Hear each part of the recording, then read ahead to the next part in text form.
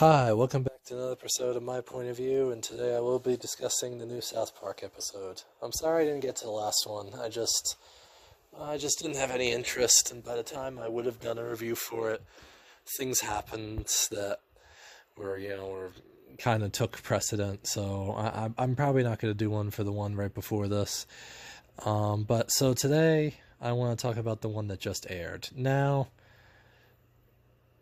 here's the thing with this. So basically, the boys go on a betting website and basically find out that Sheila, I think her name is, apparently it's half the script is basically yelling about the Israel-Palestine conflict and how, if you're online, you know what I mean about how ever changing and ever, like you know what I mean, like all the different stances and all the different people that have those stances.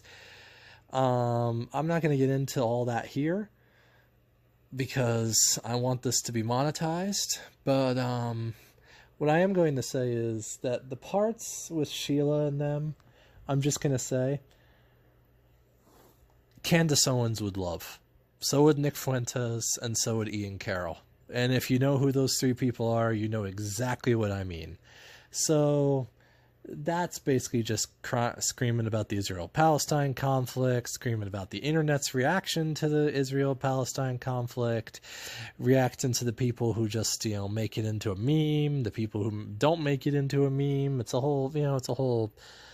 That's pretty much most of the episode. And so before I get to the ending, I'll tell you the rest here. So basically, there's another story where apparently Satan is pregnant now. Again, didn't watch the last one, so I guess I missed that part.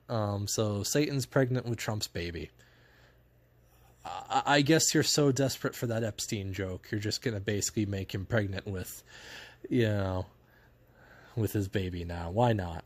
And the whole joke is basically Trump wants to get rid of the baby because then he won't have time to be able to go to his fancy galas and stuff. Because everybody knows it's not like Trump doesn't have like 5 kids of his own.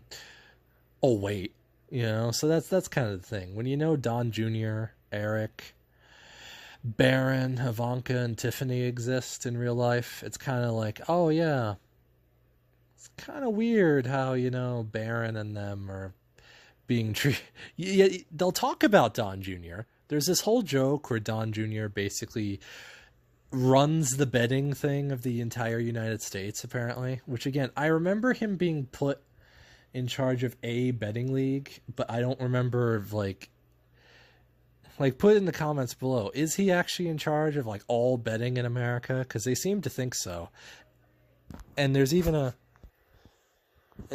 like a weird part where like they say that like Don Jr. is a representative to Israel or something. And I'm like, no, that's Mike Huckabee, isn't it?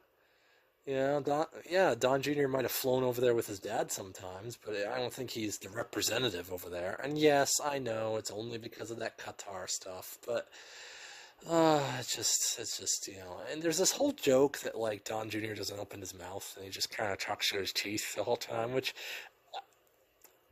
they're not 100% wrong with that. Don does kind of talk like that a little, yeah. He doesn't talk through his teeth that way though, but kind of the most of the joke for some reason is that Don does like every job and Brendan Carr is the only one that does, there's even one point where Don Jr. picks up a bunch of phones and says answers his own phone call. Like he'll literally answer the phone call that he just had.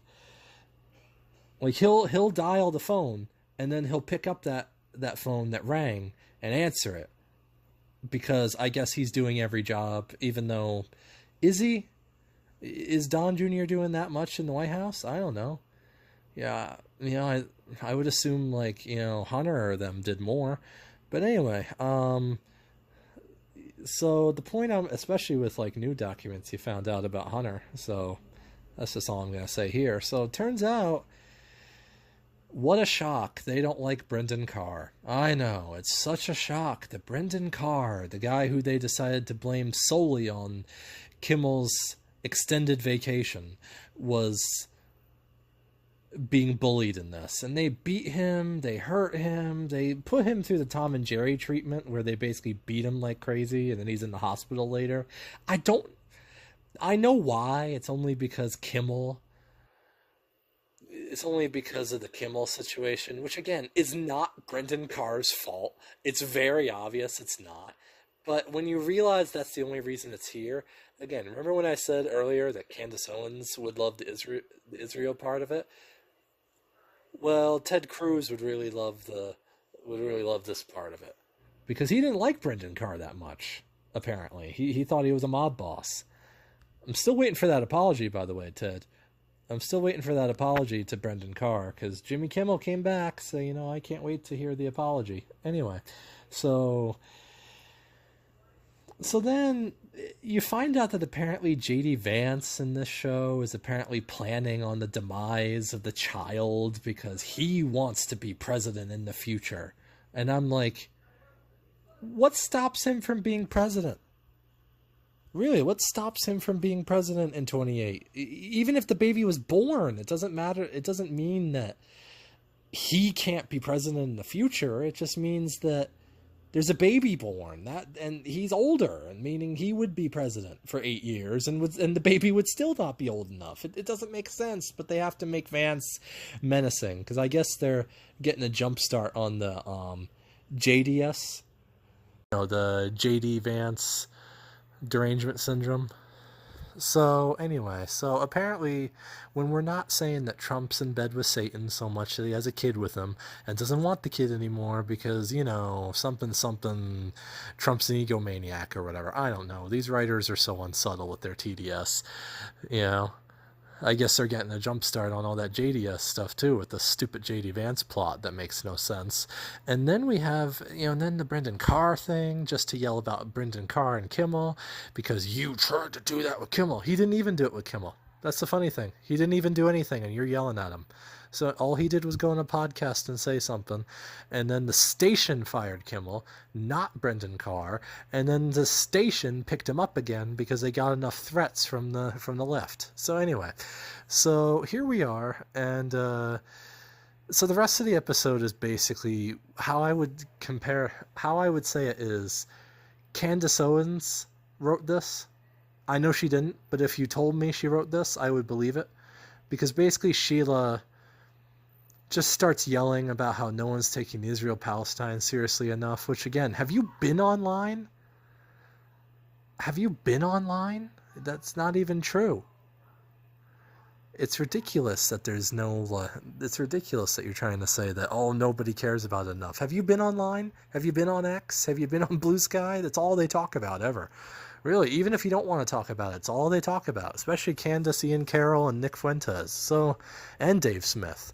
So Sheila decides at the end of the show, to basically go yell at Benjamin Netanyahu in his office. That's basically what happens in this. She yells at Benjamin Netanyahu, and she's basically the mouthpiece for Hollywood in that, and she yells all the Hollywood buzz terms and buzzwords at him about what they feel about Israel and all that. And again, I feel like Candace Owens loves this episode. I feel like I know what episode Jank's favorite episode would be, and I feel like Ian Carroll and all them love this episode too. So for the Israel stuff, obviously, and the Brendan Carr thing's not that funny, and and I love how they're yelling about the censorship of Brendan Carr when it was found out today that Biden was using YouTube to censor you. He was really telling YouTube and Google to censor you, but oh well. I guess none of that matters because because God forbid the thing that is actual censorship matters. Jimmy Kimmel went on an extended vacation for a week and got pissy on Twitter. This is the same thing. Well, he's back now. So again, still waiting for that apology, Ted. Anyway, thank you, and don't forget to like, share, and subscribe. I will see you later. Bye.